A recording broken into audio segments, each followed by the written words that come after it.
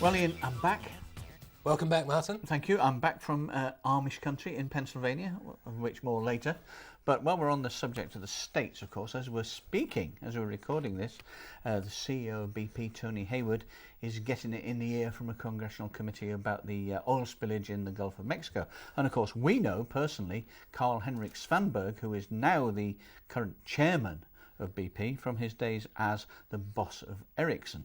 You met him, I've met him. What do you make of all this? Well, I wrote a story about this actually saying, who's the person you would least like to be now? And it's got to be Carl-Henrik. Because the other day, of course, he had to appear in front of Obama, and Obama was supposed to kick his ass, which he probably did. We weren't privy to the conversation, but no doubt a bit of ass kicking took place. And you've got to think, what a terrible move for Carl-Henrik to make. There he was, nicely atop Ericsson, day-to-day basis, all he had to worry about was whether LTE was going to take off or whether HSPA Plus was going to come up on the rail. And then all of a sudden, he's the chairman of BP, and he's still up in human resources filling in the forms. He's only been there for about 6 months or so. And all of this breaks for him. And now suddenly he's the worst, he's the most hated man, next to Tony Hayward, who's giving evidence now. He's probably the most hated man in America, all within 6 months. I mean, it's extraordinary. You've got to feel for him. I've interviewed him several times. I know him quite well. He's a very urbane, gentle man. He's willing. He's always available to the press. He's knowledgeable. He's clever. He's got a flat here in London. He lives in Stockholm.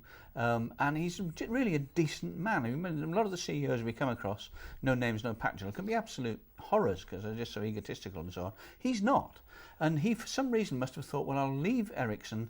There's plenty of other jobs around for me, but obviously the phone rang and BP were on the end. Want to be chairman? Oh, yes, please. Thinking that would be quite nice for he's 57 years old, probably his last job. And look what's happened. A real mess. I feel for him, I really do. Yep, it's a shame. So staying on America then, Martyn, I understand there's moves afoot for the president to take over the internet as well as take over the management of BP. It's incredible, isn't it? Sometimes you just have to wonder. There's this guy called Joe Lieberman who was on the ticket as vice presidential candidate when Al Gore ran for the presidency back in 2000, the contentious one where George W. eventually won. Thanks to the hanging Chad. The hanging Chads of Florida. They're a famous family.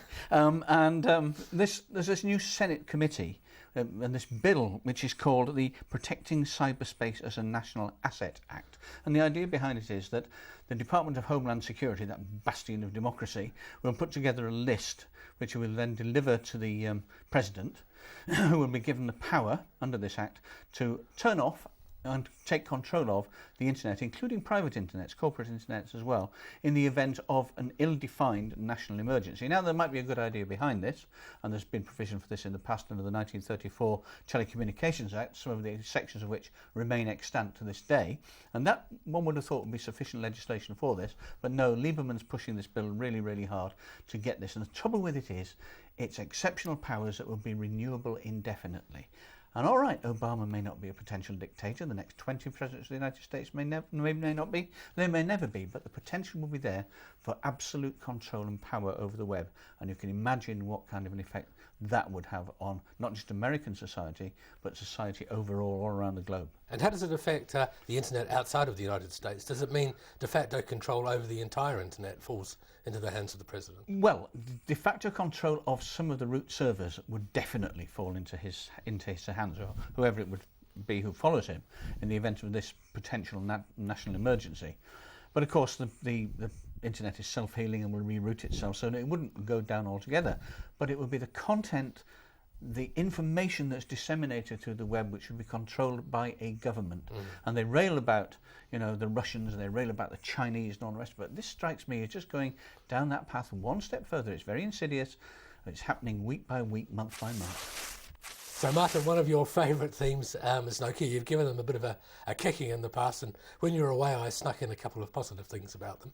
Glad to hear it. Them and their bicycles. But again, unfortunately, they've let us all down again, and we've had some bad news today about their share price.